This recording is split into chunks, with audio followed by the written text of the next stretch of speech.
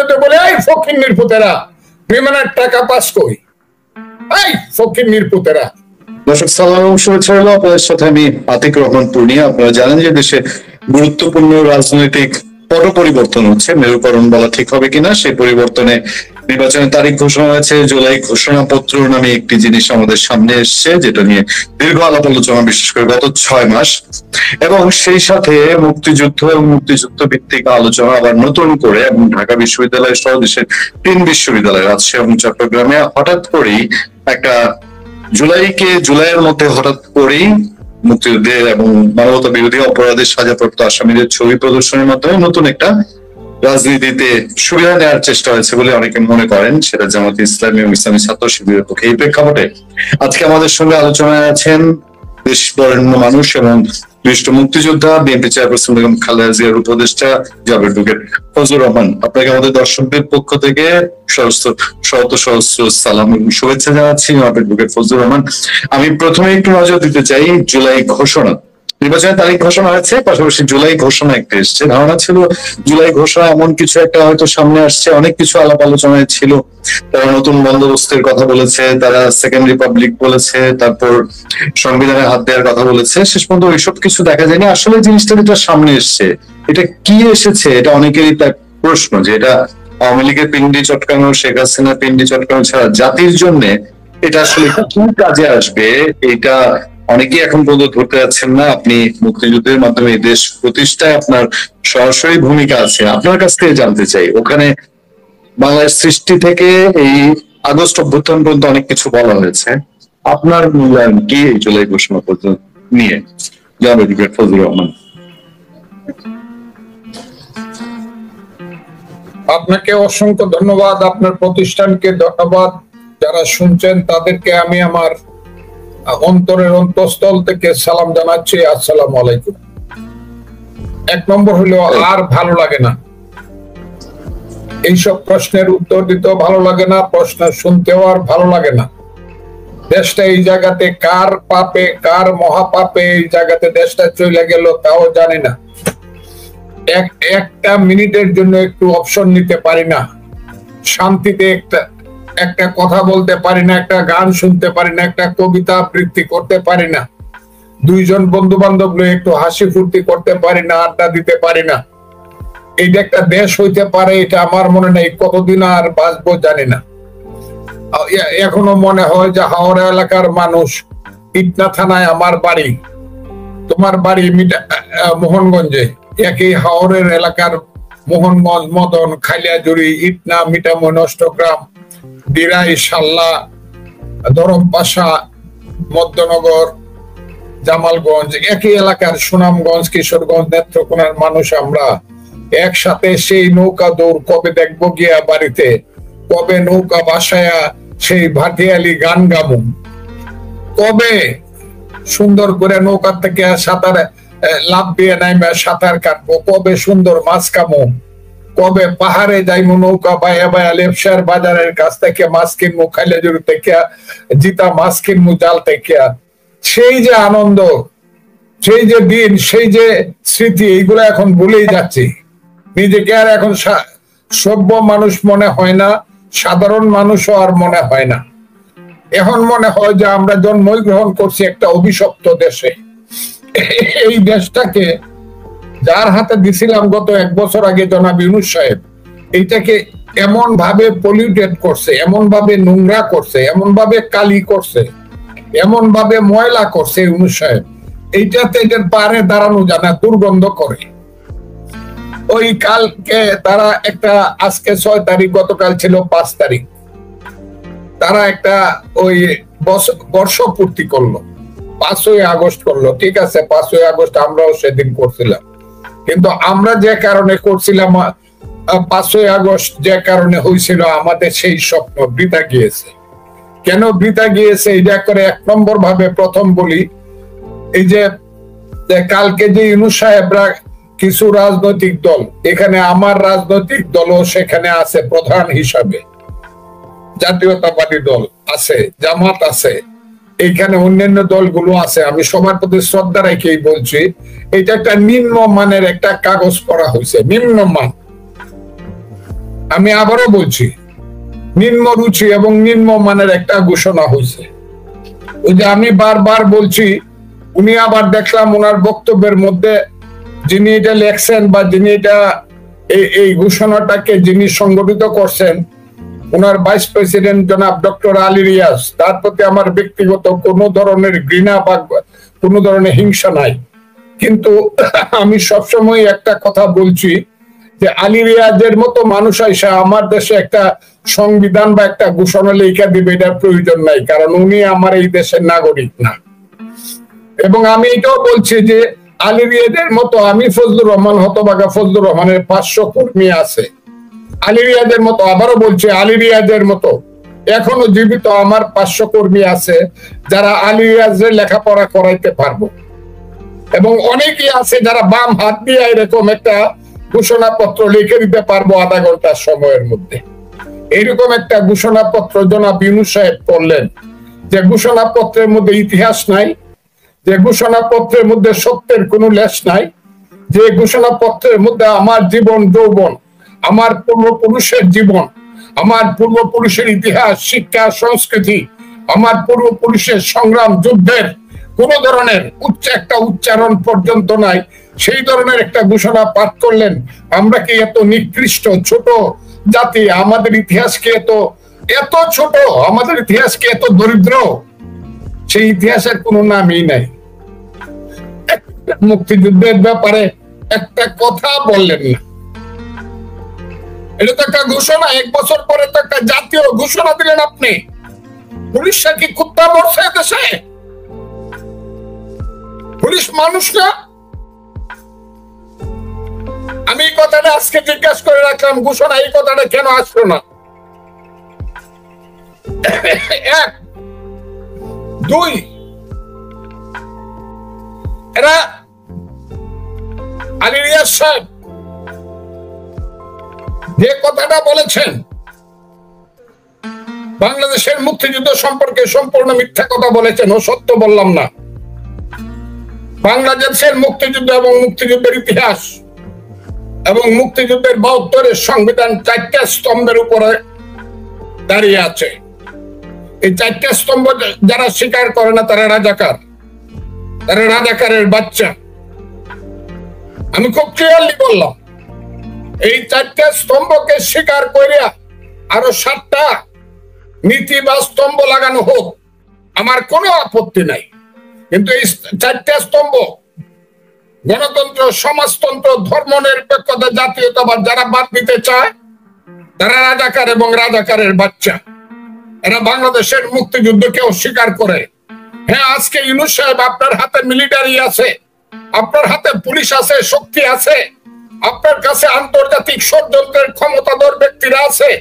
আপনি 4টা স্তম্ভ বাদ দিতে পারেন আলী রিয়াজ সাহেবদেরকে দিয়া, কিন্তু মনে রাখেন একদিন কিন্তু আসবে, এর জন্য মৃত্যুর পরেও কিন্তু জবাবদিহি করতে হবে যে বাংলাদেশের স্বাধীনতার 30 লক্ষ লোকের রক্তের আখরে লেখা সংবিধানের 4টি স্তম্ভকে কেন অপমান করা হয়েছিল।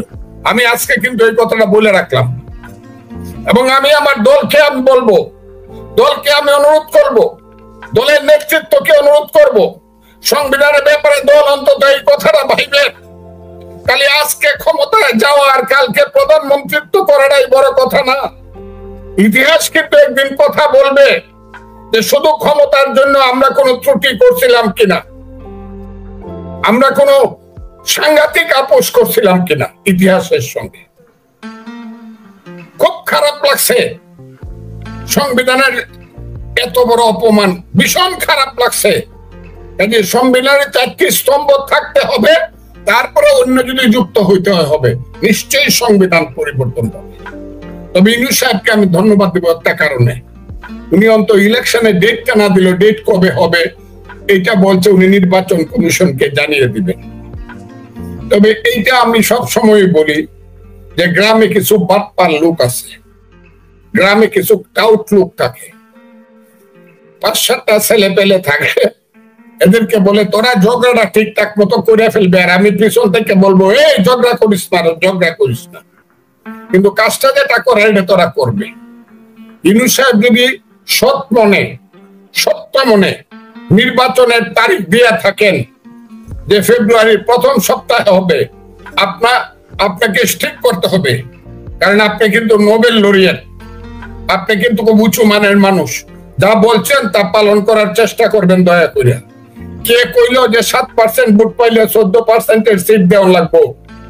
এইসব লোকেরা যারা জীবনে, আমি তো বললাম জামাত বলেন আর এই মোল্লা মুন্সিরা বলেন, যারা ধর্মের নামে ব্যবসা করে রাজনীতি করে, এরা সবাই মিললেও 10% ভোট পাবেন। এটা তো আমি সবসময় বলতেছি কথাটা, কিন্তু এরা যে পাওয়ার দেখাইতেছে এখন, এটা অসহ্য। এরা বাংলাদেশ নিয়ে যে ষড়যন্ত্র করতেছে, এটা অসহ্য। এদের কথা মানলে যদি ইলেকশনের ডেট পরিবর্তন করে, তাহলে কিন্তু খুব বিপদ হবে দেশে। এই দেশে কিন্তু মুক্তিযোদ্ধারা বসে থাকবে না। ওই যত মানুষ দেখাইছে না মোল্লা মুন্সিরা, যে করে কয়েকদিন পরে পরে হাজারে হাজারে লাখে লাখে বের হয়, গ্রামে গ্রামে বের হবে হাজারে হাজার মুক্তিযোদ্ধার স্লোগান দিয়া, 71-এর স্লোগান দিয়া হাজার হাজার গ্রামে গঞ্জে বের হবে। কেউ বের হবে শেখ মুজিবের নাম লইয়া, কেউ বের হবে জিয়াউর রহমানের নাম লইয়া। এটা মনে রাখেন, আমি কাউকে ছোট বড় করতেছি না। কেউ এক স্লোগান দিয়ে বাইর হইব মুক্তিযুদ্ধের পক্ষে, কেউ আর এক স্লোগান দিয়ে বাইর হবে। ওই যেমন এখন বামপন্থীরা ঢাকা বিশ্ববিদ্যালয়ের স্লোগান দিচ্ছে, হ্যাঁ, তোরে চিনি তুই যে হইলে পাকিস্তানি, এই শিবির তোরে চিনি তুই যে হলে পাকিস্তানি। আহা, কত সুন্দর স্লোগান! এটাই তো সত্য, এবং এটা প্রতিষ্ঠিত করে সার্বিয়া দেশের মানুষ যে জামাত শিবিররা হলো পাকিস্তানের জন্ম। ওদের স্বপ্নে এখনো পাকিস্তান আছে, ওদের স্বপ্নে এখনো পাকিস্তান, আদর্শে পাকিস্তান, চিন্তায় আফগানিস্তান। এদেরকে শিক্ষা দিবে দেশের মানুষ, বলে দিলাম। এখন কোথায় রয়েছে? সব 2 দিন 3 দিন 4 দিন 5 দিন নির্বাচনের যদি বিরোধিতা করে, এইসব বাজে কথা বইলা, এইসব কুতর্ক করিয়া, এইসব অযৌক্তিক কথা বইলা, ওই পিয়ার টিয়ার, ওই নতুন ইলেকশন আগে হইতে হবে, স্থানীয় ইলেকশন আগে হইতে হবে, অমুক তমুক আগে হইতে হবে, নির্বাচনের পরিবেশ সৃষ্টি, এইসব করে যদি নির্বাচন পিছানোর ষড়যন্ত্র করে, গ্রামে গ্রামে কিন্তু মানুষ নামবে। তবে এটা নির্ভর করতেছে আমার দলের নেতৃত্বের উপরে। আমার দল যদি আঙ্গুল সোজা করে বলে ইলেকশন কিন্তু হতে হবে, আমি জানি ইলেকশন হবে, এবং আমার ধারণা আমার দলের নেতৃত্বের এই যোগ্যতা আছে। আমার দল ধীরে চলছে, কিন্তু আমার দল থেমে যাচ্ছে না, সঠিক পথে চলছে। এবং একদিন এই আদেশ যেদিন হবে যে যারা নির্বাচনের বিরোধিতা করো, দেখো এরা কারা, এই দিনটা কিন্তু আসবে। শুধু আমি আপনাকে বলি, এই যে ঢাকা বিশ্ববিদ্যালয়ে 2 দিন যাবত গোলাম আজমের ছবি, নিজামের ছবি, মুজাহিদের ছবি, কাদের মোল্লার ছবি, এই রাজাকারের বাচ্চারা, এরা কারা রে? এরা তো পাকিস্তানিদের সন্তান, এরা তো পাকিস্তানের দীক্ষা খানের বাপ ডাকত। এরা তো বাংলাদেশের বিরুদ্ধে যুদ্ধ করছে, বাঙালি জাতির বিরুদ্ধে যুদ্ধ করে 30 লক্ষ লোককে হত্যা করতে সাহায্য করছে। এদের ছবি ঢাকা বিশ্ববিদ্যালয়ে টাঙানো থাকবে, আর এটা মেনে নিতে হবে। হ্যাঁ, নতুন প্রজন্ম তো মেনে নেয় নাই। হ্যাঁ, নতুন প্রজন্ম মেনে নেয় নাই। আমি দেখলাম নতুন প্রজন্মকে আমি সেলিউট দিচ্ছি। আজকে একজন আমেরিকা লন্ডন থেকে আমাকে জানাইলো, তাদের একজন মৌলানা আমাকে কি জানালে শুনবেন? প্রথমে আমাকে একটু থ্রেট করলো যে শিবির সম্পর্কে কোনো কথা বলেন। আমি বললাম কেন বলবো না? বললো শিবির আমরা সৃষ্টি করছিলাম। আমি বললাম কবে সৃষ্টি করছিলেন? বললো ওই যে ইসলামী ছাত্র সংঘ ছিল পাকিস্তান আমলে। এটা আবারও বলছি, কেউ সুস্পষ্ট ভাবে শুনেন একটু দয়া করে। ইসলামী যে ছাত্র সংঘ ছিল পাকিস্তান আমলে, যারা এই দেশে আলবদর সৃষ্টি করছিল, তারপরে মুক্তিযুদ্ধের পরে যখন সেই সংগঠন আর দাঁড়াইতে পারলো না, তখন ছাত্র শিবির নামে সংগঠনটা দাঁড় করে, ইসলামী ছাত্র শিবির। বললো কেন জানেন শিবির নামটা কিনা? আমি বললাম শিবির কথাটা কেন হইলো? শিবির কথাটা কেন হইলো? শিবির তো হইলো বাংলার খুব সুন্দর একটা নাম। বললো শিবির কথাটা এই কারণে হইলো, বাংলাদেশের 3টা ইসলামী ছাত্র শক্তি যুদ্ধ করছিল, একটা করছিল নেজামে ইসলামের নেতৃত্বে যে ছাত্ররা যুদ্ধ করছিল তাদেরকে বলা হতো আল শামস,